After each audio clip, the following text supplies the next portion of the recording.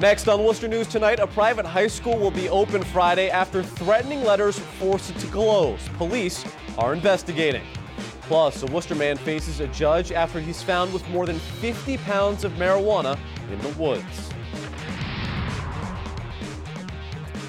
Good evening. Thanks for joining us. I'm Tim McComb. Those stories in just a bit, but we begin tonight with big news for the Worcester Regional Airport. Massport approving $32 million in funding for a new landing system.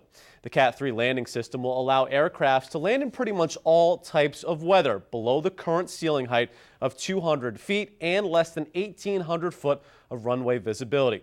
Right now, planes are diverted to other airports when the conditions aren't met. This is especially important for Worcester because officials say the location of the airport makes it susceptible to fog and poor visibility. The project is slated to be finished in late 2017. Funeral arrangements are set for former New England Patriot defensive lineman and Burncoat star Ron Brace. Brace will be laid to rest on Monday in Springfield. The defensive lineman passed away over the weekend at the age of 29. He was a football and track and field standout at Burncoat High School before going on to play football at Boston College. Brace was selected in the second round of the 2009 NFL Draft by the New England Patriots. According to the Boston Globe, Brace died of an apparent heart attack. The funeral will take place in Brace's hometown of Springfield at St. John's Congregational Church. Threatening letters found in students' mailboxes and lockers forced the Bancroft Upper School to close for the day today. The school says hateful and intimidating letters were first found earlier this month. Wednesday, a new note was found with violent threats. Our Brittany Schaefer spoke with the school's headmaster today and has more. Oh, it's absolutely surprising. A threatening letter closes Bancroft's upper school Thursday. According to the school, similar letters were found earlier this month targeting 6 ninth grade students. Group of students, so 6 students who have been targeted with some letters that had very hateful and aggressively violent language, and the hateful and violent language got increasingly more severe over the last month. The most recent letter was found Wednesday morning in a student's locker. The school called Worcester police and moved the 6 targeted students to a separate facility until everyone could be dismissed. Speculation to who it is, I think, is limited to a pretty firm understanding that it's someone internal. The head of Bancroft School, Trey Cassidy, says the upper school will reopen for class on Friday and will have added security. The consequences of for the person who's responsible will be severe. The police are involved in this. The nature of the language that's been used, the type of hateful speech and hateful language, the targeting of a particular group of students. This is not only unacceptable in our community, but in all communities. Cassidy and other residents in the area are shocked something of this nature is happening to Bancroft. It's foolish, you know what I mean? These kids are young kids, they don't need this stuff, This isn't who we are. This is not representative of who we are as an institution, who we are as a community. Brittany Schaefer, Worcester News Tonight. The Greendale Mall is set to be sold at a foreclosure auction next month. The Worcester Mall is listed on Daniel P. McLaughlin's auctioneer's website. Financial trouble at the mall was first reported last fall.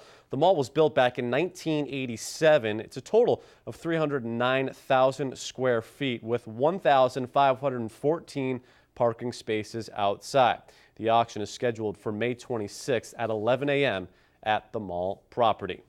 A suspicious person in a Worcester neighborhood led police to the discovery of more than 50 pounds of marijuana. Police say the 55-year-old man faces multiple charges, including disturbing the peace and trafficking a Class D substance. Our Patricia Nicholas was in court today for the man's arraignment and has the details. 55-year-old Brian Gentili is arraigned in Worcester District Court Thursday morning. He faces various charges after Worcester police say they found him with more than 50 pounds of marijuana. Worcester trafficking 50 pounds or more, but less than 100 pounds of marijuana, trespass and disturbing the peace.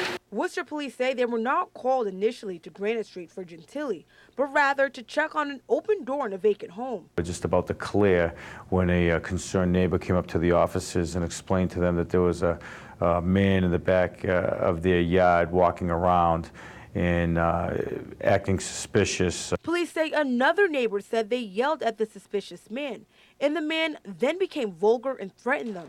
Police searched the wooded area near Route 20 and found Gentili with 2 suitcases. He was walking towards the officer, hiding his hands. Officers kept asking to show his hands. He refused to do so. Police say after showing their taser, Gentili did comply. He was then placed under arrest for causing a disturbance. Police then discovered the 2 suitcases in a duffel bag filled with marijuana. Weighed approximately 51 pounds.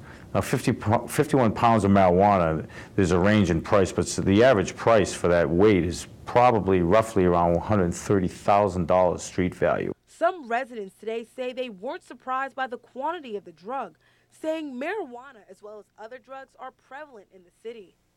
Would a city the size of Worcester need to supply its needs for a couple of months? Probably 51 pounds of marijuana. Patricia Nicholas, Worcester News Tonight. A prostitution sting in Worcester's Main South neighborhood led to the arrest of 7 people. Worcester police say the operation began early Wednesday morning and ended a few hours later. Police say 37-year-old Emid Bueno was trying to swallow a bag of cocaine while officers were arresting him. Police say Bueno swallowed the bag but then became nauseous and vomited it back up. Bueno was charged with sexual conduct for a fee, possession of a Class B substance with the intent to distribute, and resisting arrest. A Northborough man faces a judge today after police say he made sexual remarks to 2 16-year-old girls. 33-year-old Yacha Moss faces multiple charges, including enticing a child under the age of 16 for sex. Northborough police say it happened Wednesday afternoon when the 2 girls were on a trail between the Algonquin Regional High School athletic fields. Police say the girls were not harmed and Moss did not follow them.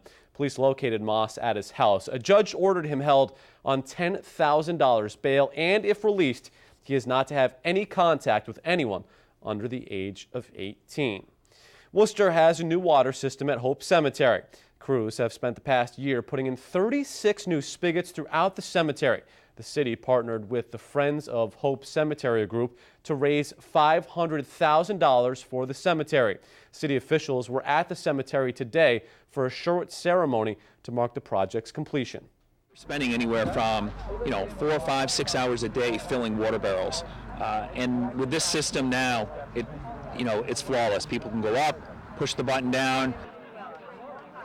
The Friends of Hope Cemetery raised $250,000 last year for the project. The city funded the rest.